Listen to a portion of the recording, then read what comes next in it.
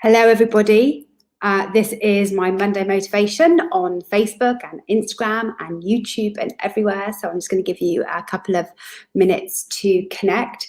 Just to let you know, this week on Club Soda, we've got this Monday an amazing blog, which I've already forgotten, but it's amazing. Oh yes, we've got Suzanne from Parenting Mental Health talking about her journey with parenting a child with mental health and drinking, and how you begin to support your child better with less alcohol in your life.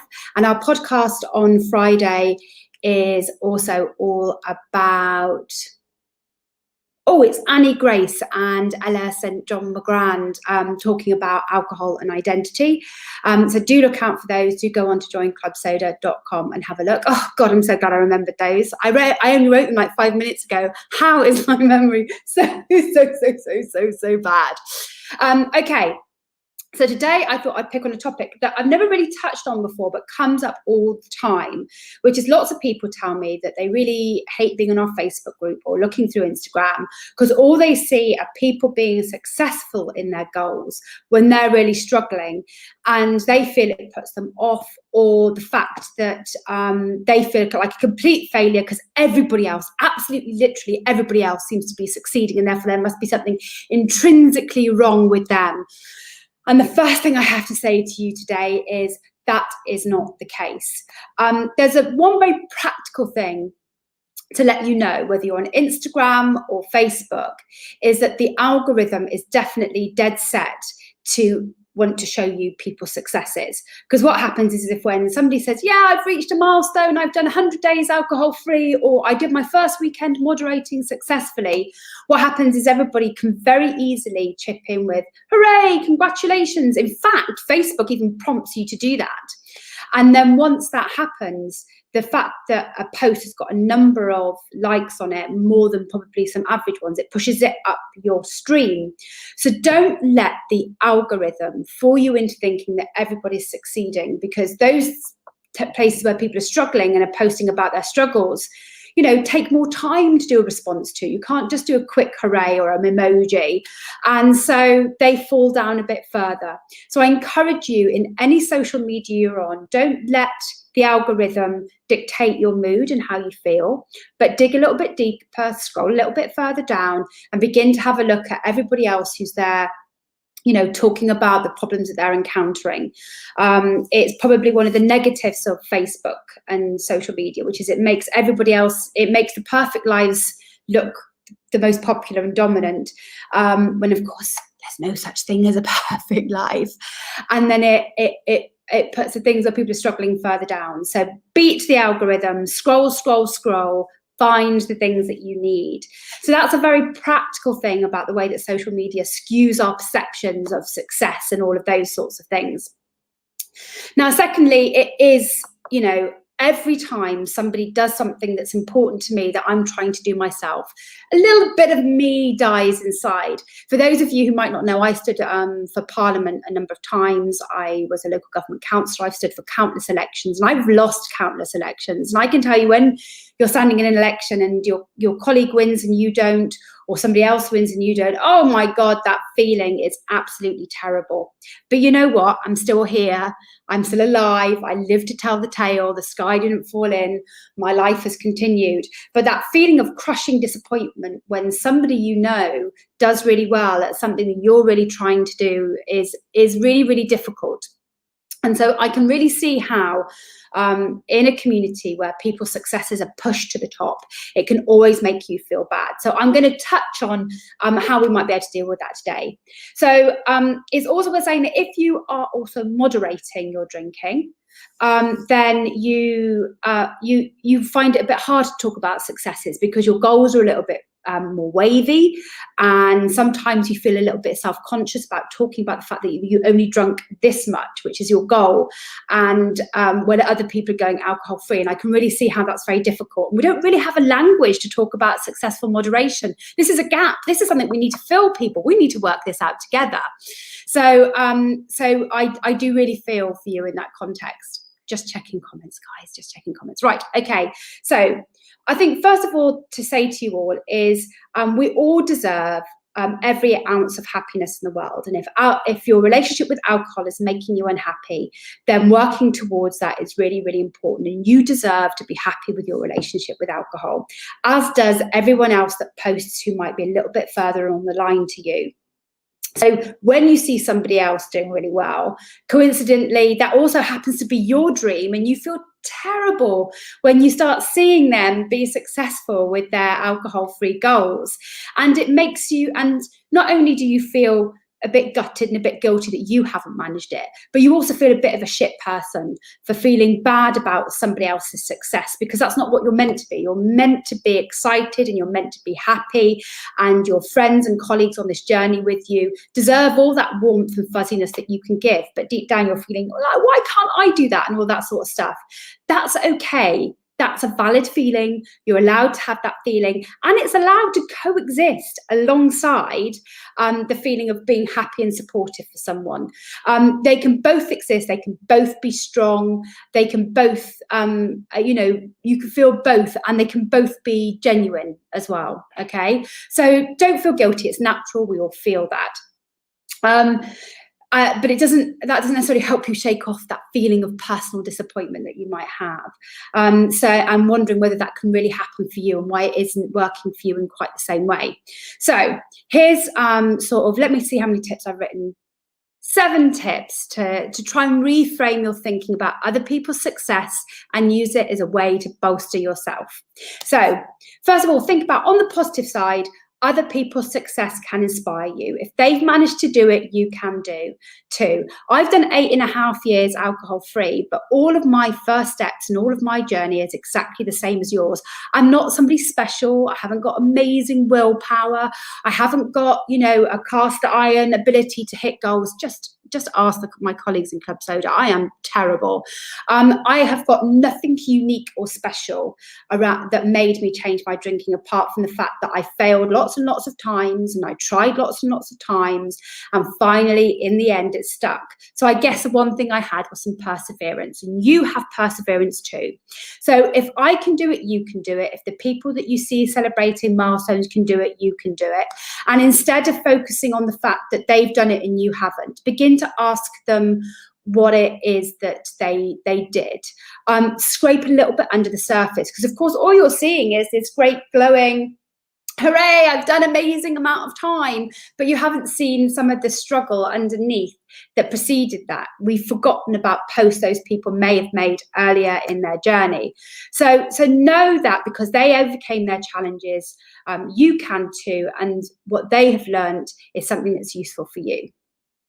Now, like I said, secondly, remember that when people share success stories, they admit all of the failures, mistakes, and problems that they've had, and all their slip-ups. We rarely get to see somebody else's experience because they've just put a short post on social media. It doesn't go into all of these things happened, and finally I got here and I'm on day 200 or whatever.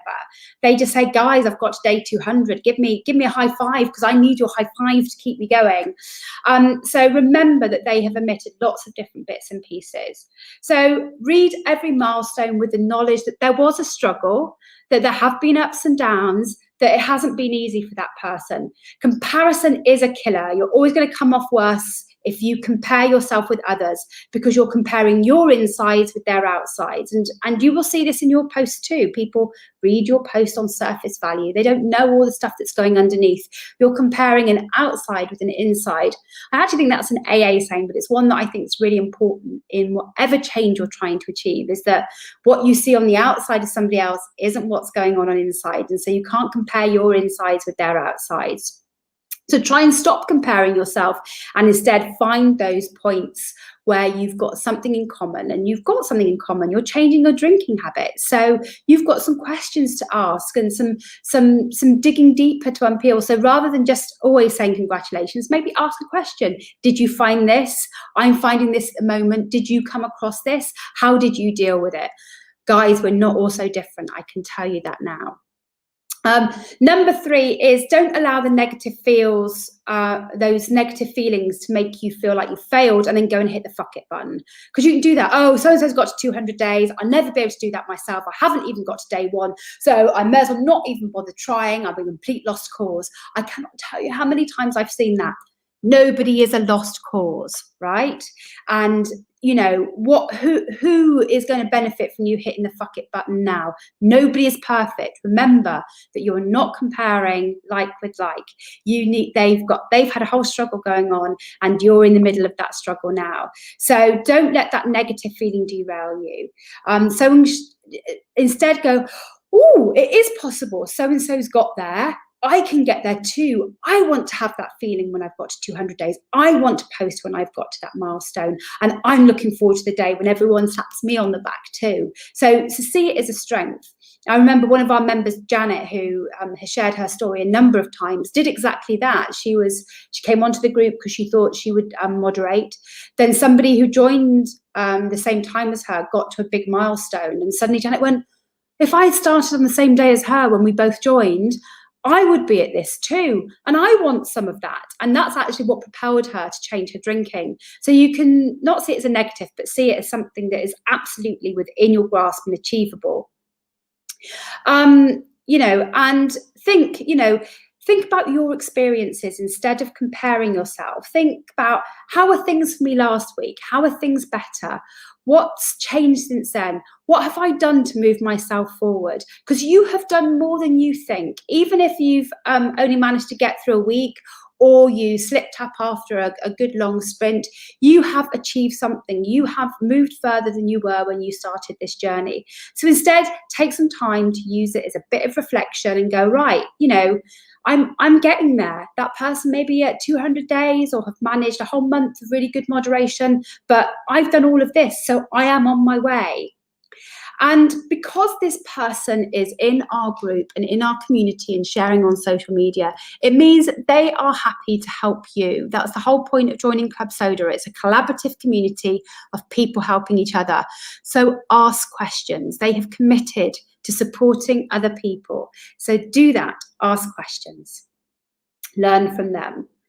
4th, remember that milestones have different orders. So just because somebody managed to hit a date and go alcohol free, it doesn't mean that they did things in the same order as you. So you may have some slip-ups and you may want to get back on and count again. Some people have managed to deal with food before they've dealt with drink, and some people have managed to deal with exercise before drink.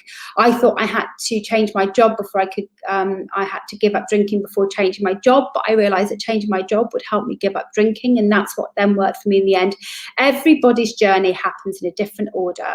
It doesn't mean that anyone's ahead of you or anyone's behind you. You are on your own journey, and you're learning at your pace, learning things that are unique to you, but also things that we all share in common.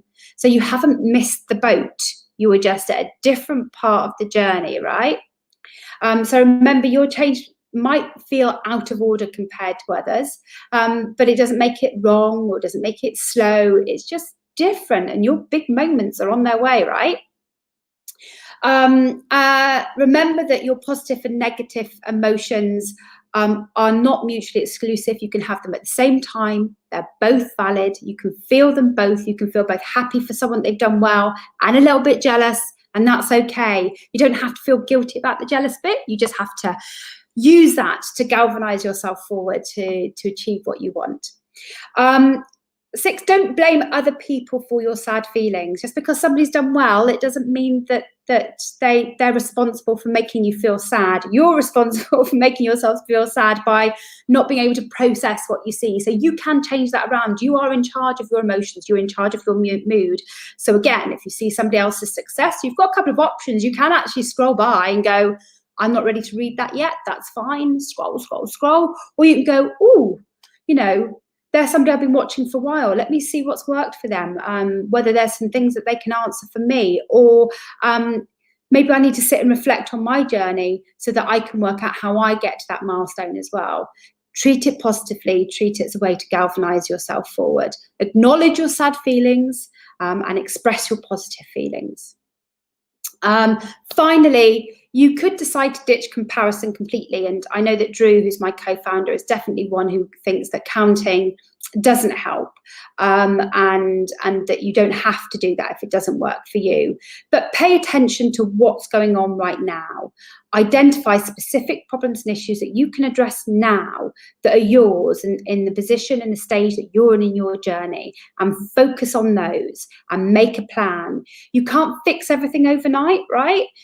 There is no overnight success. All of behavior change and all of your change in changing drinking takes time. It's a non-linear journey. So again, take some time to reflect. Think about what's going on in your life now, what needs to change and what you need to do, and then move on with a new plan. So you could just ditch comparison and focus on you, which, to be honest, is absolutely what you should be doing. So I hope this gives you some idea on how to tackle that feeling you get when you see other people doing well, when you're struggling. We are all struggling in different ways, and if we're not struggling with drinking right now, we're struggling with other things. I spent all of yesterday crying. I can't tell you why, but this pandemic has got some very weird features in terms of our emotions, right?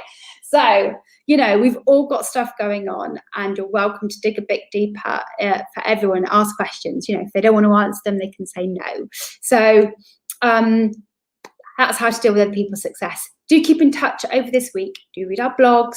Do look forward to our podcast on Friday. And I will see you all next week. I was going to go and just check actually if there's any questions before I go. Oh, yes. Excellent. My uncle's responded. Hope you're liking the hair, Uncle Mark. Right, everybody, I will see you soon.